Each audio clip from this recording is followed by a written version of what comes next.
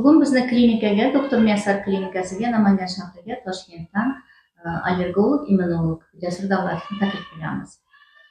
Taklif qilganimizning boisi bugungi kunlarda eng ko'p shikoyatlar, eng ko'p murojaatnomalar tushayotgan havoning ifloslanishi to'g'risidagi savollar.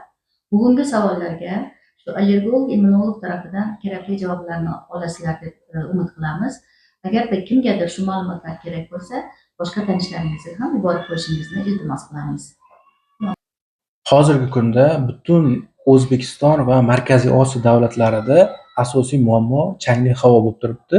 Aynan havoni, biz nafas oladigan havoni PM2,5 zarralari bilan yuqori darajada zararlanishi turibdi. Ko'pchilik xalqimiz orasida bu vahimaga uyg'otmoqda. Ayniqsa yosh bolali, yoshi katta va turli xil allergik kasalliklari bor bo'lgan aholimiz orasida bu bir muncha noqulayliklarni, kasalliklarini xurujlariga aylanishiga sabab bo'lmoqda. Xo'sh, PM2,5 o'zi nima? Bu o'lchami 0,001 dan 2,5 mikrometrgacha bo'lgan mayda partikulyar zarralardan tashkil topgan aralashmaga PM2,5 deymiz.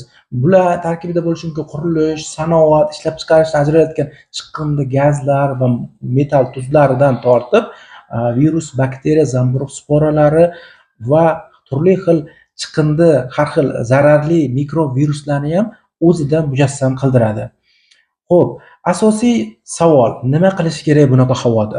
Bu havo vaqtinchalik deb qabul qilamiz, chunki shamollarning kamligi, yomg'irli mavsumlarning boshlanmayotganligi hamda issiq sovuq bilan bog'liq turli xil tabiatdagi fizik hodisalar sabab mana shunaqa holat yuzaga keldi va bu vaqtinchalik, lekin bu davrda o'ziga xos qilishimiz kerak bo'lgan yo'nalishlar, tavsiyalar bor.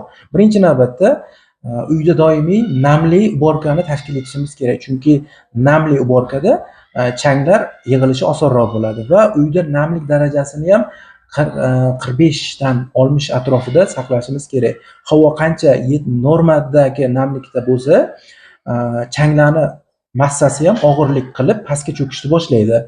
Lekin namlikni saqlashda juda ham quritib ham yubormaslik kerak, juda ham ko'tarib ham yubormaslik kerak. Chunki quruq havo nafas yo'llarini quritib, turli xil yo'tallarga sabab bo'ladigan bo'lsa, infeksiya ko'payishi zamin yaratsa, yuqori miqdorda namlik ko'payib ketishi uyda zamburug'li kasalliklar va zamburug'li o'sha devorlarda har xil zamburug'larning ko'payishiga sharoit yaratib berishi mumkin.